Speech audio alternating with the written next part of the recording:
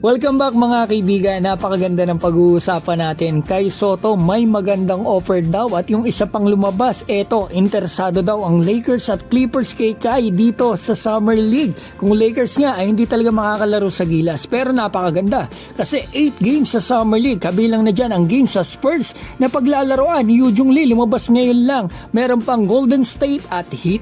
Una sa lahat mga kaibigan, di ba nung isang araw po ay may lumabas na balita na hindi nga daw po makakalaro si Kai sa Gilas nang dahil nga dito sa Summer League. Yan po ay sabi ni Sir Homer at ng Spin. So yun nga lang, tinawanan niya ni Kai. Pero yan po pala ay ginawan din ng video ni Homer at ni Pau Salud. Sa haba ng video nila, pinag-usapan nila, eto, meron po akong gustong ipadinig sa inyo about dito nga sa team daw ni Kai sa Summer League. From other sources, do you have any idea which team is he gonna play in? According to my sources, di ko pa nilabas sa Spin to, pero may You can answer it or not, Yes, I mean, with respect to Spin. Yeah, So- it's okay. Lakers daw may interest daw. Huh? May Lakers or Clippers daw.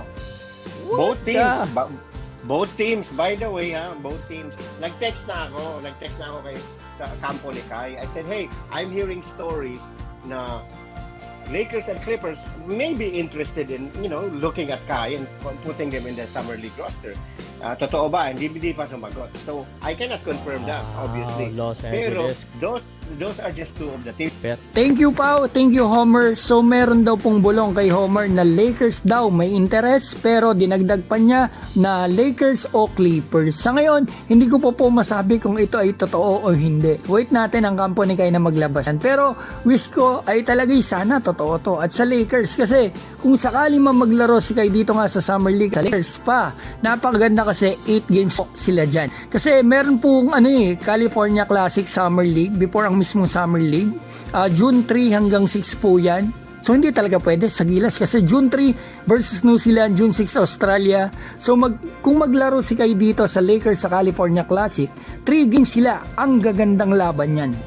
Unang makakalaban nila ang Golden State Warriors, sunod ang Miami Heat at ang pangatlo yung Spurs na nakita ko kanina lang dito maglalaro po si Yoo Jung Lee. Agency po niya mismo ang nagsabi. Si Dylan mga kaibigan Harper, possible maglaro din yan dyan kasi second year pa lang siya. Pero si Wembanyama, hindi ko sigurado mga kaibigan kung maglalaro yan dyan. Pero sana kung maglaro si Kai dito sa Lakers at dito sa event na ito, sana maglaro etong si Wembanyama. Naalala ko lang dito sa Lakers na ito about Kai ay yung dating post ng daddy ni Kai na purple and gold. May alam din ako dyan before pero hindi ko na lang siguro sabihin kasi matagal na yun mga kaibigan Basta ang alam ko may magandang offer daw kay Kai ngayon. And sa bagay mga kaibigan, given na rin yan kasi sa kalidad ni Kai, di ba? At hindi ko alam kung yan po ba ay sa Summer League, sa B-League, NCAA o kung saan. Basta good offer daw, magandang offer daw. Pero hindi pa ata NBA, hindi ko sigurado mga kaibigan. Basta yan lang ang nadidinig ko. Sinasabi ko sa inyo, walang labis, walang kulang. Abangan po natin yung mismong announcement ng kampo ni Kai at yun po ang siguradong totoo. Baka sa susunod na mga araw o linggo, lalabas na po yan. Shoutout ko po pala si Aten Star, Eric De La Cruz, Arnold Ren, Donny Gagi, Mac Chanco, Art Apilado, Busyo kay Kahes, Kukwa Martins Lutuan, Esor Dale, THT, Disenia Maria Luisa, Larry Gaupo, Chris Buenaobra, Juan Masa, Anony Music at Juanito Mangahas. Mga kaibigan, maraming salamat po.